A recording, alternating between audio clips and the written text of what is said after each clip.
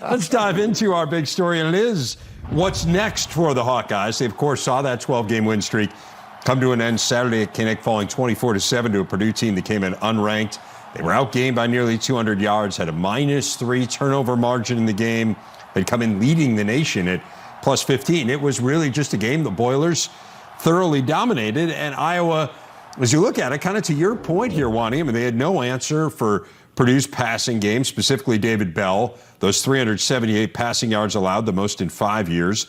Offensively, the 7 points Iowa scored, tied for the fewest in a conference home game in Kirk Ferentz's 23 seasons at the helm in Iowa City. So a thorough domination. Let's look at this from Iowa's side. What do you learn in this game, particularly now that you're going into a bye, that you can address going forward? As Spencer Petras talked about after the game, hey, all the goals other than being undefeated are still in front of them. True. We know this can be a very good football team, but they learned some things about themselves, both sides of the ball, as you said. So what now? They did. And you know, the biggest myth about this Iowa team that, and unless you look at the numbers close, if you go out to the guy on the street and say, tell me about Iowa football, they're going to say, they run the ball and they control the line of scrimmage. And that's the perception, because Kirk Ferentz, nobody has done a better job of it than Iowa football with the offensive line and the backs. And that's how they've won. That's how they've had great success. And when you look at this team this year, 13th in the Big Ten in rushing the football. And they have an all-American center. They've got good, talented players in the offensive line. They've got an all-conference running back in Tyler Goodson. You know, so to me, if I'm Kirk, that's what I'm going to go in today, the first day, and say, hey, let's start. What are we doing wrong, or what do we need to do more of in our running game? Because if we're not running the ball, we're not helping our quarterback. You know, with the play action passes, we're not going to get any easy scores. We need to score more points. And we're not going to get big pass plays by throwing it when it's 3rd down and long or 2nd down and long. You get the big pass plays, Rivers, as you know, when you're running the ball and you go play action pass, the defense freezes and you get behind them. Yep. So that's the starting point. It's not adding more big pass plays. You got to go back to the foundation and say the big pass plays come after we got to run the ball better. Right. We know what we're doing. What's missing, guys? That's where I would start today if I'm Kirk Ferentz. And I'm fascinated by what's missing, because you're right. I mean, they're 118th in the nation in yards per carry. Wow. 118th. And it is, as you say, I mean, it is an offense that is premised on running the football to set up the play action. Now, I'm not convinced they've got the deep threats. I think Keegan Johnson could end up being really good. The freshman, Arlen Bruce, could be good. But it doesn't really seem like they've got the burners on the outside. But to your point, you're not going to be able to get anything going offensively. Nothing. Tight ends or anybody. Yeah. You know? I mean, and they've got a great tight end in Laporta. Absolutely. Yep. It all fits. You know, and the other side, their defense has played phenomenal. You know, still way ahead in the turnover margins. And you know, we know what they've done number-wise. Well, how do you help that defense and keep them fresh to win games for you in the fourth quarter? You run the ball, you got to make first downs, you got to use the clock some. So there's more, and nobody knows this better than Kirk Ferentz, and no one has done it better over the years than Kirk Ferentz. You know, but that running game has a lot to do, yes, with the big pass plays we talked about, but also with keeping that defense fresh in a position where they can close games out in the fourth quarter. So that's the starting point in my mind for Iowa football. And, you know, what the answers are, I mean, we'll have to wait and see. Right. But that's what I would focus on right off the bat here the first day. And you've got to figure it out here in this bye week, because you go to Wisconsin coming off the bye, and we know how good that defense is. And so if you don't have any answers, offensively, you could be in for a long afternoon at Camp Randall. What about Purdue now? I mean, do you see them as a legitimate contender in the West? Yes. You know, that's the other myth of this thing.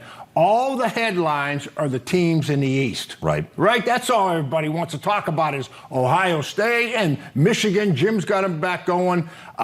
You know, what's Michigan State doing? That's all the headlines, and rightfully so. But when you look at the West, we talked about Iowa, but Purdue, they control their own destiny. We talked earlier. Minnesota's in that situation. Yep. So there's teams in the West that are equally excited about getting to that championship game and have not just excited, they're equally, there's opportunities for them.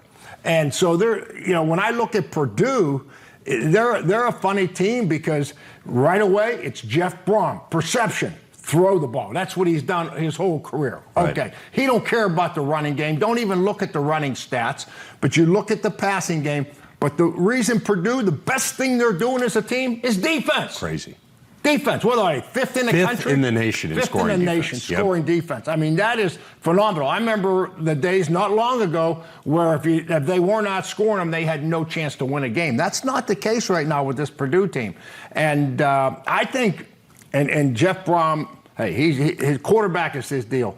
But the 3-quarterback system is the only thing that I still haven't figured out. Right. And I know O'Connell got all the headlines because he threw the balls and he had the big passes.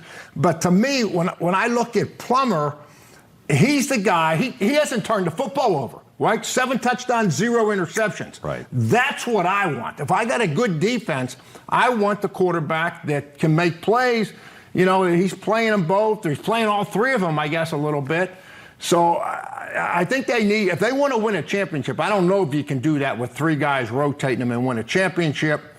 I would focus in a little bit more on one guy, keep that defense going, but they are legit.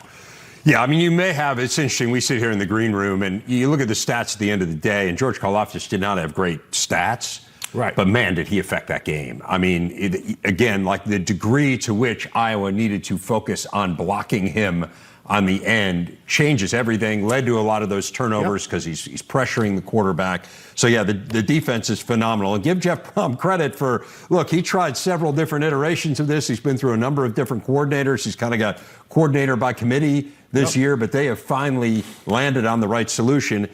I hear you on the quarterbacks. I mean, to me, O'Connell, I understand, you know, in some of these previous games, he's made mistakes. He's turned the ball over. He did not make those mistakes in the Iowa game. And, man, they drive the ball down the field better with him. So I think that's the trade-off with Plummer. But it's fascinating. The schedule doesn't help that. Having to play Michigan State and Ohio State. Schedule doesn't help that at all. That's probably, they've probably got the toughest road. But I always think that a quarterback, if you want to be a good team, you know, you can throw 1 touchdown and 1 interception. And that's where O'Connell's at right now. If you want to be a championship team, you got to be throwing 2 touchdowns or 3 touchdowns to every interception. So, I mean, they're a passing team. I just don't know, you know, if they can do it with a 50-50 interception to touchdown ratio. I think they need to improve it. You know, and on this point, I'm glad to see Jeff Brom having success and really getting this thing turned. I hope he continues. And Scott Frost in Nebraska reminds me a little. Jeff Brom, remember the tough years he had? Mm-hmm. Am I wrong by saying that he struggled and people they weren't sure if he was going to get it turned, and then he finally did? Right. So I'm hoping that Nebraska does a thing. I know I'm getting out of my lane here, but I had to say similar that story. Because it is a similar story, and I think these guys are good coaches, and I think the players like playing for them, and I think they're doing it the right way.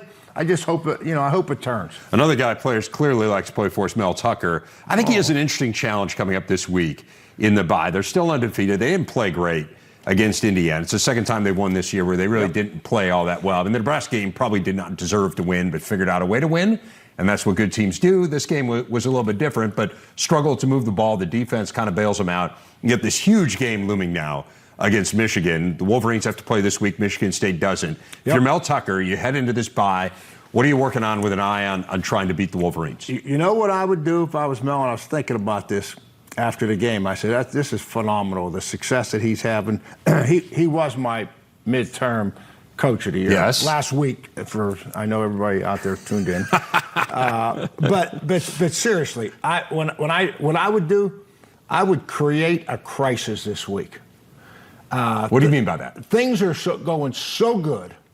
And we used to talk about this all the time. This goes back to our days with Jimmy Johnson, and we were undefeated at Miami, right? Didn't lose a game for 2 years or whatever it was. And about every 5 weeks, he'd say, you know, we're winning, everybody's feeling good, everybody's excited. He says, well, I'm going to cause a crisis today. It might be a coach, or it might be a player in a meeting, or it might be on the practice field, but he was going to come in and a guy wasn't taking notes right, or a guy was 10 seconds late for a meeting, right, or a coach is starting to add plays that he's getting outside the box thinking. So this is just to guard against complacency? Exactly right. And all of a sudden, man, everybody's got their attention, and everybody's getting back in line and cause a crisis. I mean, really, I think that's what I would do if I was Mel Tucker. I would, because things are going too good. Yeah. Things are going too good right now. It's interesting. They're in a very different situation. So they've got that big game looming against Michigan. Michigan plays Northwestern this week.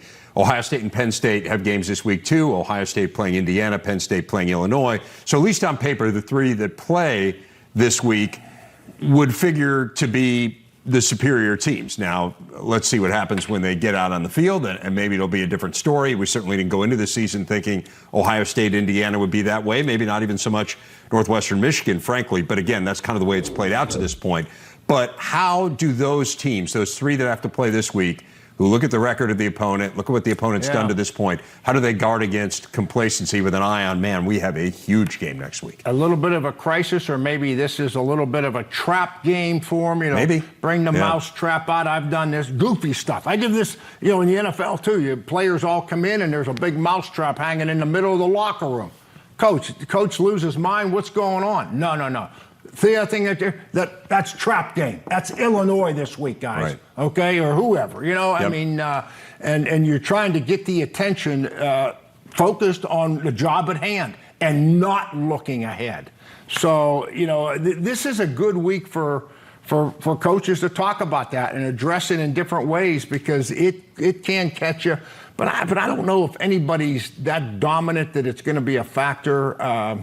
Ohio State, maybe, but Michigan, I think Michigan is just, they're so excited where they're going. Right. And Michigan State the same way. I don't think, and Penn State's dealing with the quarterback thing. They got a crisis of their own. Right. So I don't see it being a big deal. That probably helps you focus, right? I mean, the notion of this uncertainty at quarterback and trying to get Taquan Roberson ready to go, assuming that he's the guy who's going to play. So, yeah, interesting stuff. Back on Big Ten today, and happy to be joined, as we are every Tuesday, by Sports Illustrated's Pat Forde. And, Pat, I want to start with you, the same place I started with Coach Wannstedt, and kind of the implications of Iowa's loss to Purdue. Spinning it ahead here, curious how you see it impacting, first more broadly, the Big Ten in the playoff picture? Oh, it's a definite impact. It's nothing fatal, but the ideal for the Big Ten to try to get two teams into a playoff would be have two 12-0 teams meet in Indianapolis. That's now not going to happen. Maybe you get one out of the East, but you're no longer getting one out of the West. And frankly, it's a fairly damaging loss for Iowa at home by 17 points there. So what I think it does is it really kind of shifts the focus more to the teams in the East. You may still be able to get multiple teams out of that division. And let's not say Iowa's dead by any means, because if Iowa gets to Indianapolis and wins, hey, they're going to the playoff. Then the question is, who did they beat and how did that game go? But it does reduce the margin of error for sure, Dave. So who do you have in the playoff right now? Right now, I've got Georgia number 1. I have Cincinnati number 2. And then the mitten double. I've got Michigan 3 and Michigan State 4. I think both those schools, first of all, they're undefeated. They're doing great. Michigan State, as you guys alluded to earlier in the show, it wasn't fantastic against Indiana, but they get the job done. They're the only 4-0 road team in the country at this point. That says something. And then Michigan, has just kept handling its business. They're coming off of an open date that allowed them to, rest up a little bit. But everything they've done up to that point, really can't find any faults with it. I think finding a way to win at Nebraska was really big for them. So I've got those two, third and fourth. After that, there's a big logjam of people right behind them. I mean, it's very close, I think, at this point. You've got Oklahoma, Oklahoma State. You have the one-loss teams, Alabama, Ohio State, Penn State, Oregon. And then you'd probably put Iowa somewhere in that group as well. I'm curious on Cincinnati and kind of your feeling of where this is going here. I mean, let's just say they run the table against what, through no fault of their own, is a really unimpressive schedule now. I mean, just the league has not played out, I think, as some people thought it would. We all know in the Big Ten what has happened to Indiana. Again, that looked like a really significant win at the beginning of the year. Not clear Notre Dame's a great team either. Do you still think, though, that we're in a point where if Cincinnati runs the table, they're going to get in? Or is it, hey, this doesn't happen in a vacuum and there's so much more going on around them? It's going to be fascinating to see, Dave. Like the first playoff committee rankings that come out, everybody's eyes better go immediately. Where is Cincinnati? Yeah. Because where they start could very well affect where they end, because I don't see them losing. As you said, I mean, the American Athletic Conference schedule is just not great. They need to hope that SMU is still undefeated when they play them late in the year, and maybe they can get something out of that. But I think where the committee puts them at first, what their impressions of them are after the first 2/3 of the season, will really dictate where they can go from there. Because if they're in a good position, if they're in the top 5 and they keep winning, I think they're going to the playoff. If the committee looks at them and says, well, you really haven't done enough and you're behind some one-loss teams, that's trouble. What they need Notre Dame to continue winning, which I think is going to be iffy. And again, they need SMU to be winning. They need Houston to be winning. They need the teams around them or the teams they have played or could play to have some resume heft so that they get some quality wins out of this. So you were talking about Michigan and Michigan State, that you have them both in the playoff, and clearly some of that will sort itself out next week, assuming Michigan gets past Northwestern, and that is a battle of unbeatens. They won't both be unbeaten once it's done, by definition. No kidding, right? So let me ask you this. What does the fact, though, that those two would come into that game next week, potentially both as playoff teams at that moment, say more broadly in your mind about what's going on in college football this year?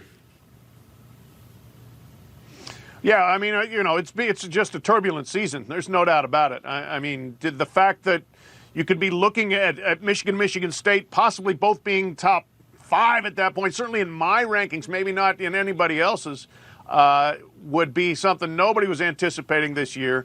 But the teams just keep falling by the wayside. We've had 3 straight weeks where we've had a different number 2 ranked team in the country. This is a little bit reminiscent of 2007, where the number 2 team just kept getting whacked every single year or every single week. There's a lot of turbulence, there's a lot of upheaval, and I think there's just so much still to sort out. And you know it, I know it within the Big Ten. October 30th to November 27th, going to be phenomenal in that Eastern Division. And how that all plays out is going to have a major impact on the playoff picture. No doubt. And it's a year of incredible parity, as you said. And the parity on the field has kind of been mirrored in the Heisman race. I mean, there's just this sense of it being wide open. I was reading through 40-yard dash this week, and you were saying this might be the year we break the mold on Heisman candidates. Give me some insight into what you mean there and how it might impact the Big Ten. Yeah, well, if you think about it from the way the Heisman has tended to go recently, who are the best players on the best teams? Well, Georgia's best player is a nose tackle. Nose tackles have never gotten any Heisman love, but 6'6", 340-pound Jordan Davis. He's a first-round pick. He's a monster, and he keys everything that happens in the middle there in terms of just gumming up what the other team wants to do. Start with him. Could he be a candidate? Who knows? And if you want a defensive guy, what about Aiden Hutchinson? Best player probably on that team, on an undefeated team from Michigan, the defensive end. Very disruptive. If you're looking for other players out there, the leading rusher in the country, Kenneth Walker III at Michigan State. I would certainly have him in the mix. He didn't have explosive stats against Indiana, but he still leads the nation in a very important category, playing for an undefeated team. So, if you apply what has been recently the formula, who are the best players on the best teams, you're going to get some unusual names rising up there, and a lot of the quarterbacks and wide receivers, running backs who are normally in the picture from usual suspect schools may not be in the mix. No doubt. I mean, it's fascinating as a Heisman voter because normally you kind of get into October and November and okay, who are the 3 or 4 or 5 people that I really need to start watching most closely. But I would say this year, man, it's totally up in the air. And like you, I'm kind of digging around and trying to figure out what are the games I've got to DVR and who are the players I have to watch so that I can cast an informed vote. And it's certainly very different from my point of view in the years I've been voting and exciting, different. I mean, I think that's what has made this year a lot of fun.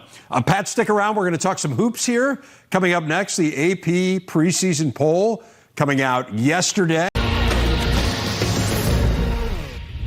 Hot off the presses, just released over the last few minutes, the women's basketball preseason AP poll. You see the top 5 here, some of the usual suspects at the top. It includes Maryland at number 4. Is this the year that Brenda Fries gets another national championship? Indiana coming back off the Elite 8 and bringing back essentially the entire team from last year. At number 8, Iowa, Michigan, and Ohio State in the top 20 as well. Michigan State receiving votes.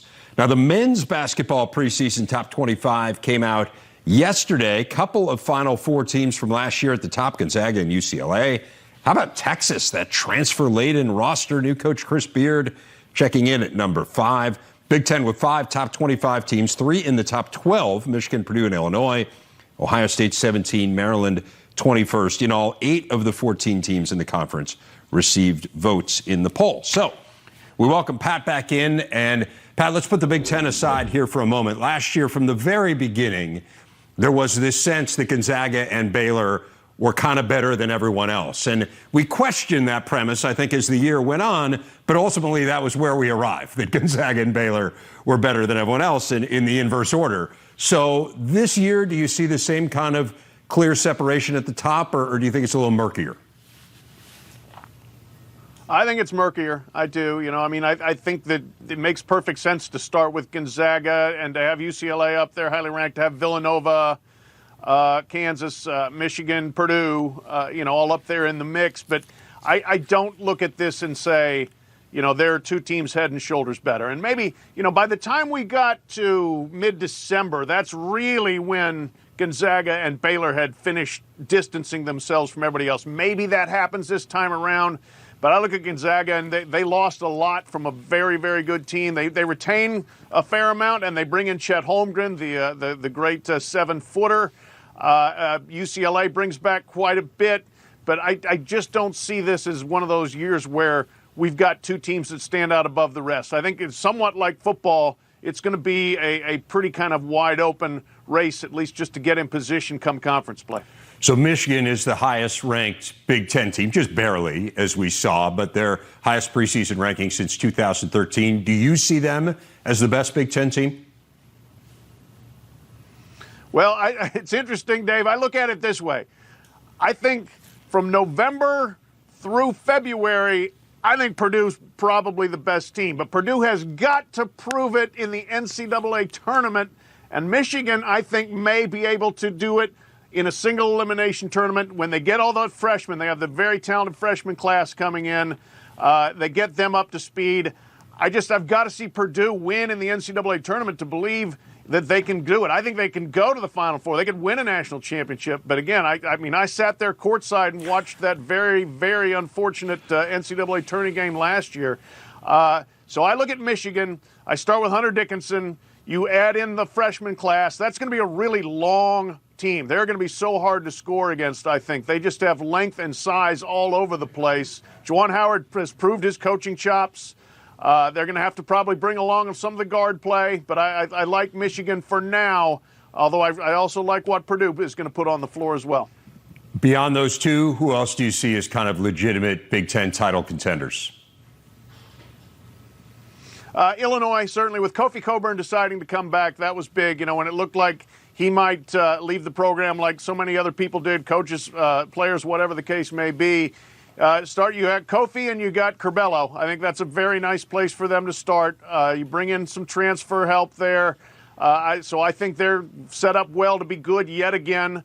And then kind of the team that I like coming off the radar a little bit is Indiana. I think the coaching change is going to do them well. Mike Woodson. I just think Woodson will bring kind of a little bit better touch and feel to the locker room and to courtside for that team. And you have Trace Jackson-Davis coming back, Race Thompson, 3 big impact transfers coming in, a very talented freshman as well. I'm kind of really intrigued to see what Mike Woodson puts on the floor for the Hoosiers. The Big Ten was so deep last year, Pat. I mean, you look at the final regular season poll before we got to the NCAA tournament for the top 8 were Big Ten teams. And if you go through the course of the year, amazingly, 10 of the 14 Big Ten teams were ranked at some point during the year. And it wasn't even all the usual suspects, right? It was a year where Indiana wasn't ranked. Maryland was never ranked. So, I mean, you think about the depth of the league. Like, you had a 12-13 game in the Big Ten tournament where both of those teams had been ranked at some point during the course of the year. I mean, it just speaks to how many teams were good and were in the conversation. Do you see it as similarly deep this year? I think it will be. You know, I mean, look, we've talked about 4 teams so far, and I haven't mentioned Tom Izzo's team yet. Right. I haven't mentioned Iowa, which, you know, was ranked very highly all last year. Now, they lose some players, obviously, but still, they're going to be good again. Maryland, you've got a new coach at Minnesota. You've got Ohio State, which had a really good season last year and then just couldn't finish. You know, size caught up with them late in the year, but, I mean, they had a very, very good team as well. Rutgers was one of the big surprises. I don't think they're going to go away. It's a really, really deep league, yet again, probably the deepest. And I think probably if you combine the depth with the high-end ability of 2 or 3 teams that I think could win the national championship, it's probably the best league in the country. Like, I look at the ACC, and I don't see, you know, the national title contenders, multiple of them, and I just don't see the depth either. So I look at the Big Ten and say, maybe along with the Big 12, you are the 2 best leagues in the country. Yeah, it's amazing. You look at the ACC in that preseason poll, they're one of the top 18 teams in the country. Duke was the only one. It's crazy. Yeah. Carolina was 19, and they were the second ACC team there. You mentioned a couple players here, Hunter Dickinson, Kofi Cockburn. Who do you see as kind of the player of the year coming in the Big Ten? One of those guys or someone else? Nope. There he is. But I also, you know, Dickinson to me just was so impressive last year, and I think he's just going to get better. Probably, you know, get his body in just a little bit better shape. Cockburn, I think we'll learn from what happened in the NCAA tournament in terms of being able to diversify his game to pass the ball out of a post like he was against Loyola.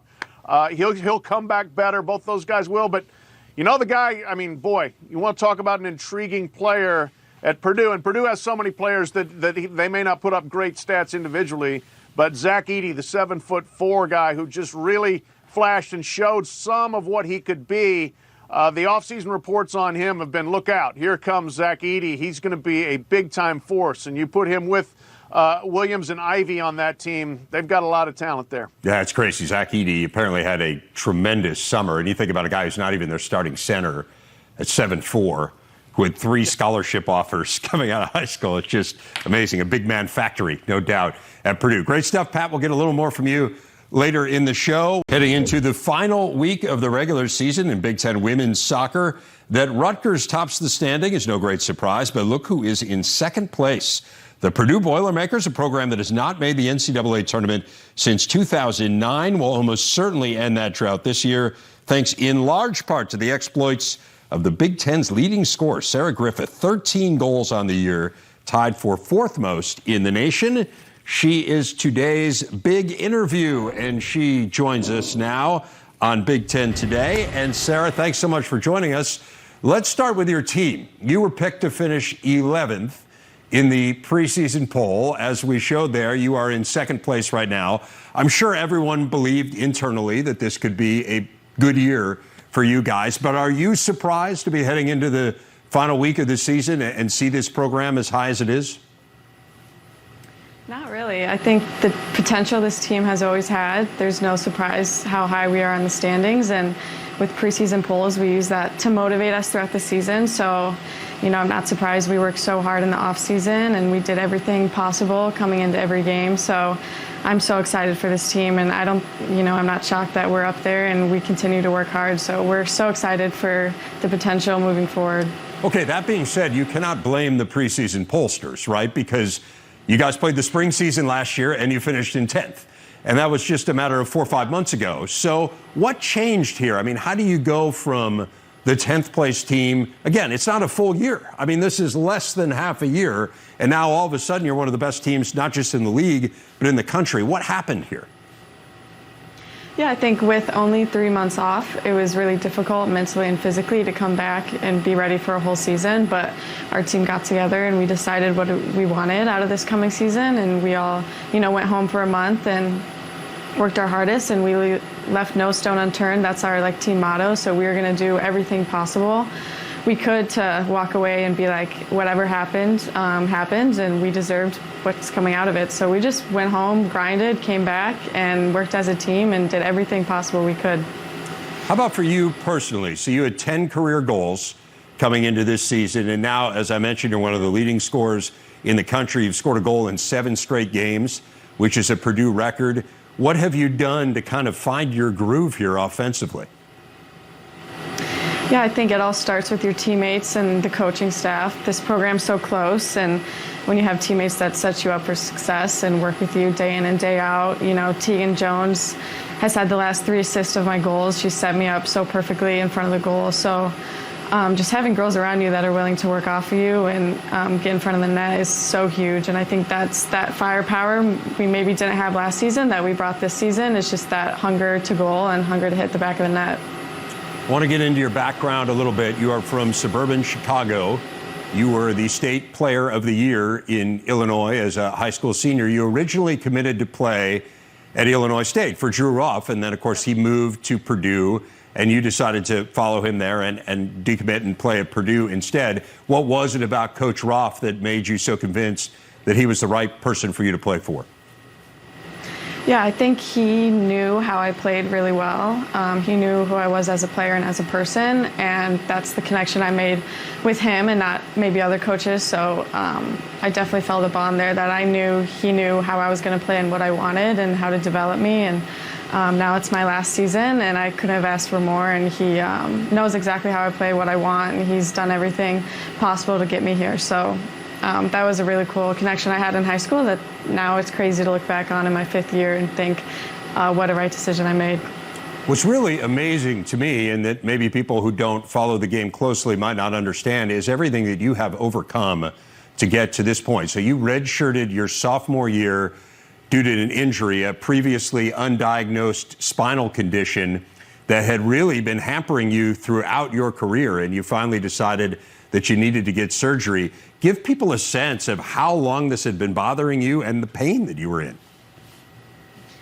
Yeah, the journey has been crazy. I don't really remember a time I haven't had back pain. It's been a part of my life since literally I could remember. So when I came to college, everything's so ramped up here that the back pain just skyrocketed, and Purdue gave me such a good place to conquer it and go head first with it, and they gave me such good resources, and it was definitely a crazy 18 months. There was points where we didn't know what to do with my back. We were trying everything, and then there's a point where we just had to go all in on the surgery, and that's what we did, and luckily it was the right decision. And then from there it was 8-10 months of rehab, and not only physically getting back on the field, but mentally getting back on the field is such an underrated portion of being injured. So that was an even bigger part of it. So I want to unpack some of that. Take me back to before you made the decision to get the surgery. I mean, you went through traction for a while. You got multiple spinal injections.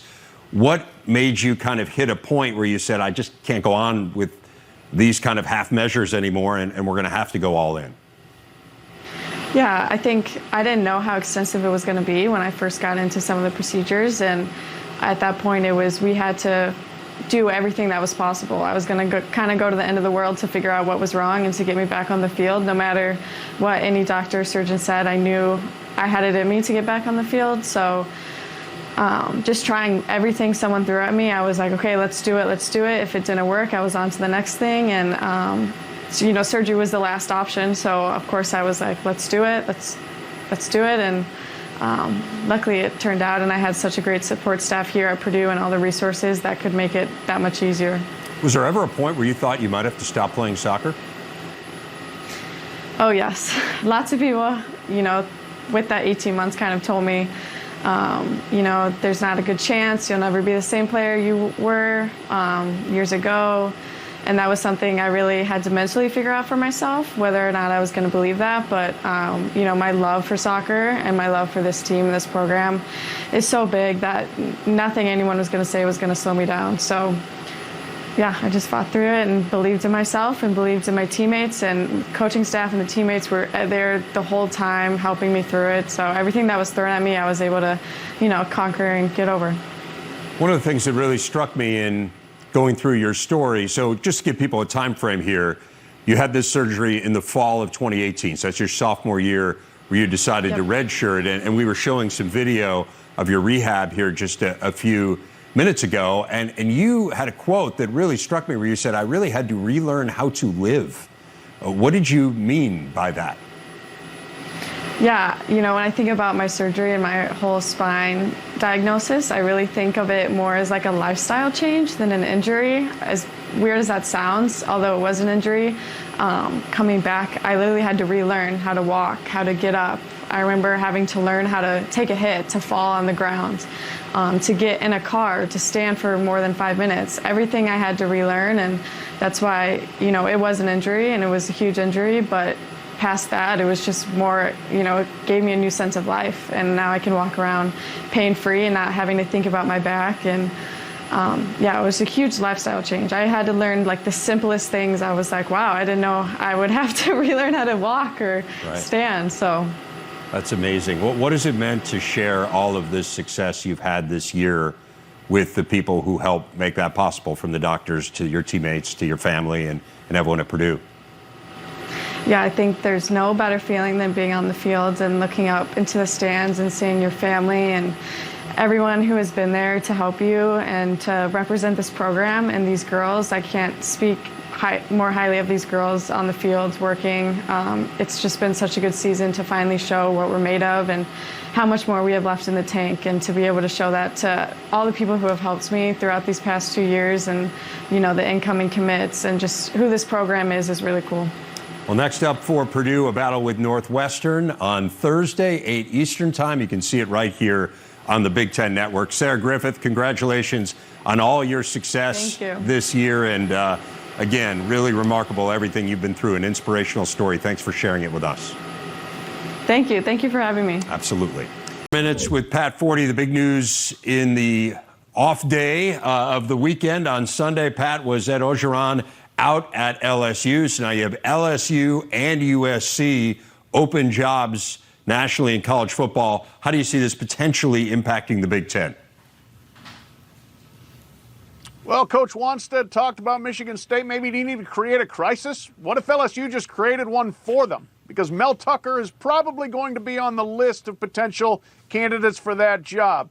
Tucker did good work when he was in the SEC, when he was an assistant to Nick Saban and to Kirby Smart. He knows the area. He's a great recruiter. I wouldn't be surprised if he's in the mix, but also James Franklin, who did great work when he was in the SEC at Vanderbilt. Franklin could really be in the mix there and at USC. Obviously, he's probably pretty happy at Penn State, but it's a nice time to be courted and wanted elsewhere in what's going to be a big dollar coaching market for both of those two jobs. So I think there's a couple of Big Ten coaches who could find their names being tossed around quite a bit at both those schools. Of course, it's one thing to toss around the name. We can do that. It's wholly another to see whether or not guys actually want to go. That being said, which of those jobs do you think is better?